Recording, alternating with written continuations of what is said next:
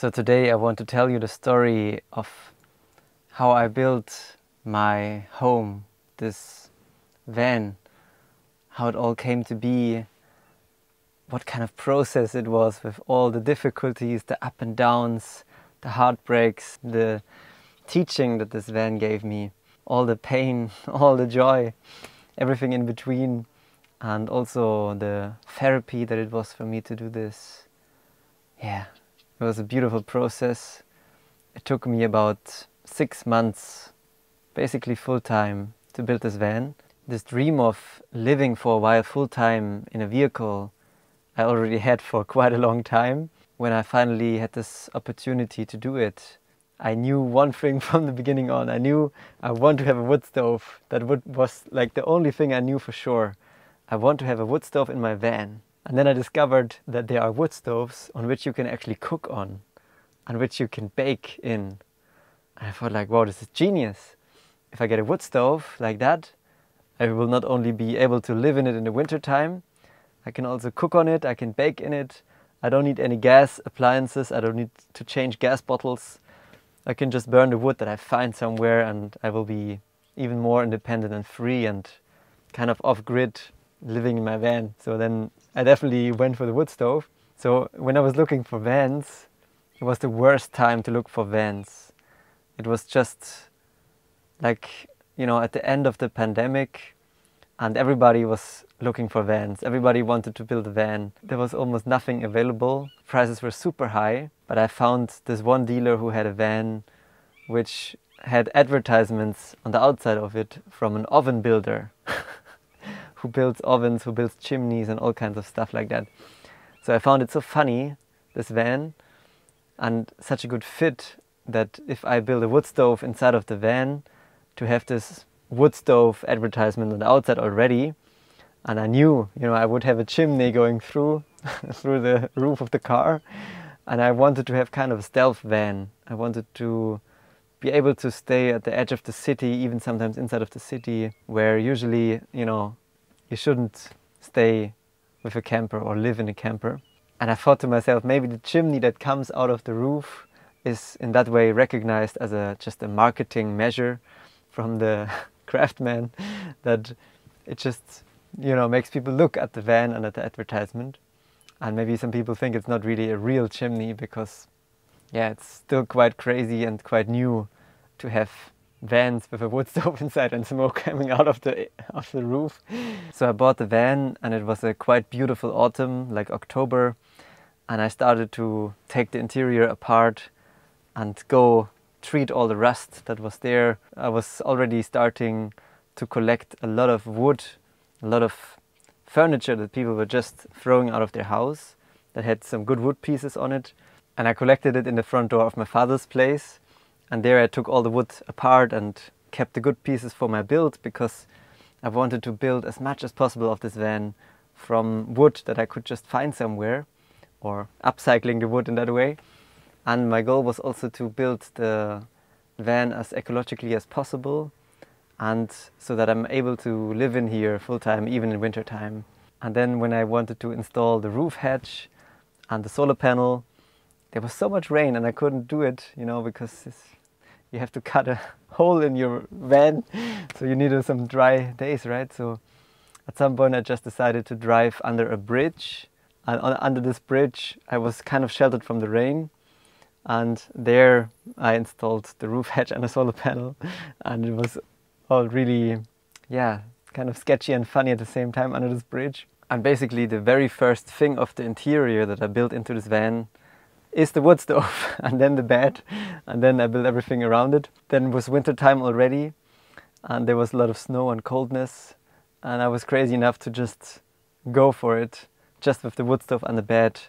I was traveling and it was like super cold temperatures and snow, and I was having my wood stove on, cooking something on there. It was super funny. And I took my long distance skis and I was going out to ski. It was a crazy experience, because normally you would think that this big wood stove would easily heat up this small space, but actually the metal was radiating so much coldness that this stove had a hard time to make it hot in here. I was at times freezing in front of the wood stove, even with the wood stove burning. But yeah, the coldness from the metal was stronger, and at that moment I really learned how important the insulation is for a van. I wanted to insulate the van with all natural materials. As a floor insulation I used cork, and also here right beside of my bed, which is great. But then I wanted to insulate all of the rest of the van with hemp. And I already bought the hemp. I put the hemp everywhere in my van. I almost finished building it. And then I did a lot of research on building physics, and I talked to many people, and I realized if I want to live in this van full-time in the winter time with heating and everything, there's probably a lot of condensation inside of the hemp, making it wet.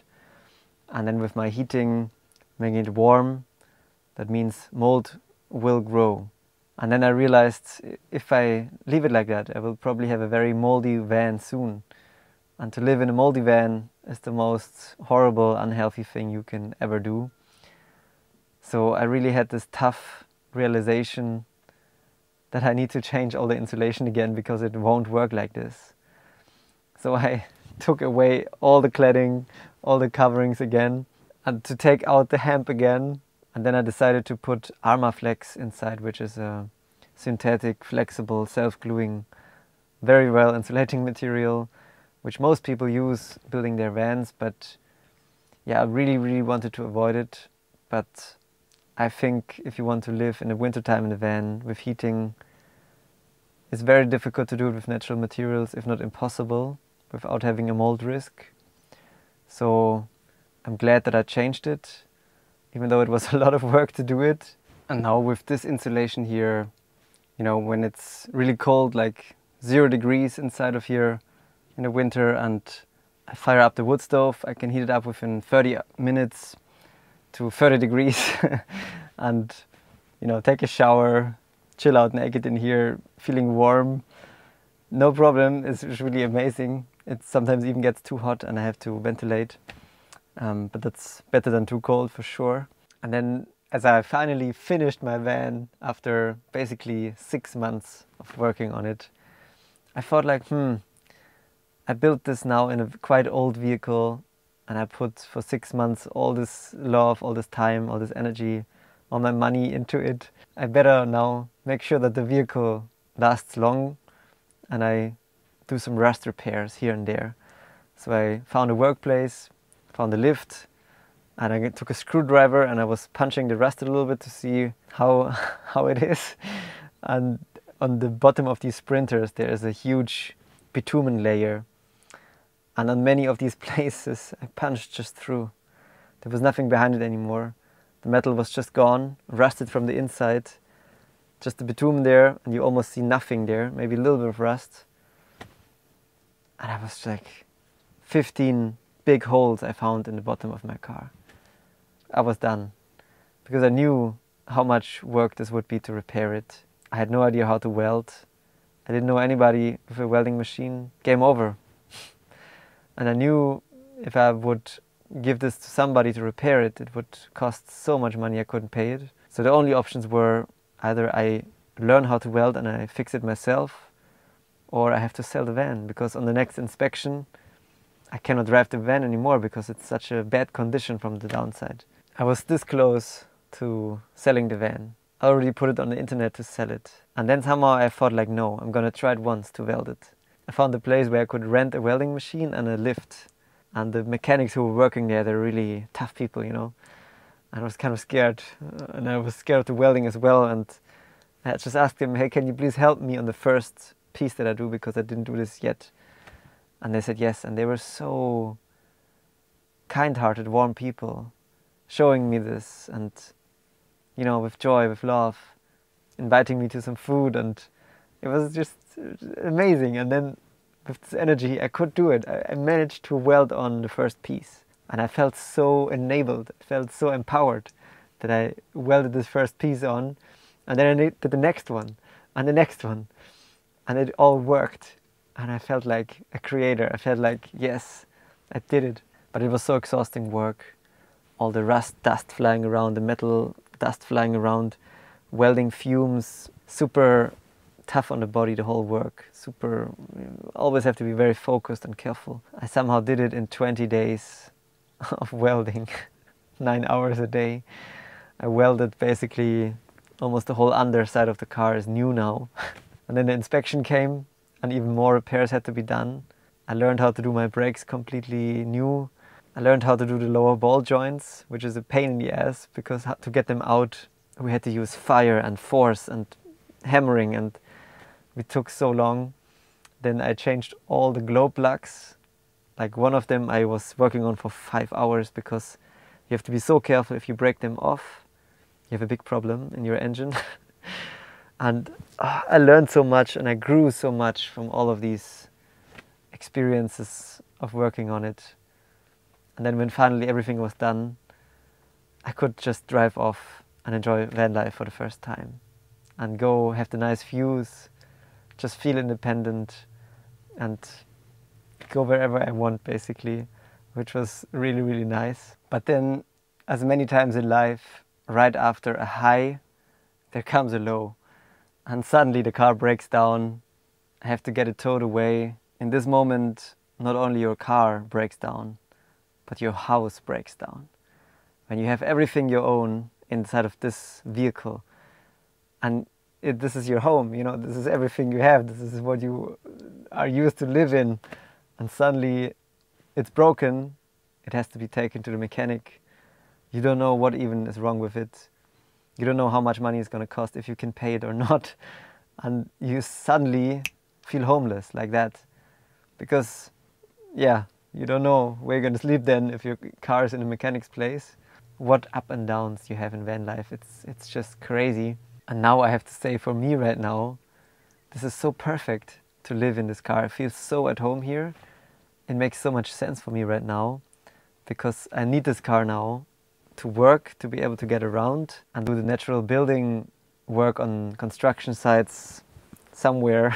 And also the liberation that it gives me, that I don't have to pay rent right now, and that this enables me to deal very differently with my time and my opportunities. You know, when all of this rust issue appeared, I was really angry that I bought this car at myself. But now looking back at it, I'm really grateful that I bought exactly this car. Only because this car was in such a bad condition and had so many problems, and it was such a big challenge that I had to overcome, so many highs and lows, it made me so much stronger as a person. I can learn everything I need to learn to overcome every obstacle in life that I need to overcome. And this is a very enabling, very beautiful thing that this van taught me, and that I'm really grateful actually for. And looking back, the most important thing that this van gave me was that it was actually like a therapy to me to work on this van for 6 months. Because about 3 years ago, my former girlfriend Erica died in an accident. Of course, this caused a big grief and trauma inside of me. For the first 5 months after that, every morning I woke up, I had to experience the accident again and again and again, and always feeling this pain again, feeling this pain again. It was such a suffering, and I realized I'm so much in my head. I cannot get outside of my head and this grieving thinking and being a suffering being basically. And then in this moment I realized I need to do something with my hands. I need to distract myself. I need to do something. And then I remembered my dream of building a van, and then in this moment I decided, yeah, maybe that's a good idea to build a van and to actually do something for me for the future that I can probably need or use somehow in the future.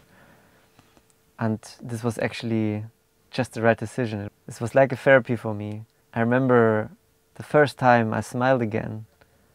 I really felt joy again. I was happy again. Was while working on the van, being fully immersed in woodworking and being creative, designing the van layout, and then slowly starting this healing process from this grief. So this van is not only a great teacher for me, but he's also a very, very great healer for me.